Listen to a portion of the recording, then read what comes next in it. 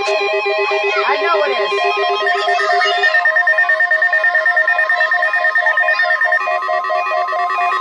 National Weather Service in San Diego has issued a required weekly test for the following areas in extreme southwestern California: Orange County, Riverside County, San Bernardino County, San Diego County, and the coastal waters from San Mateo Point to the Mexican border and out 60 nautical miles, including San Clemente Island.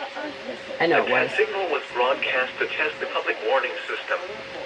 The test is normally conducted between 10 a.m. and noon each Wednesday, weather permitting. The signal was also used to test the activation and emergency readiness of the Skywire network of radio operators.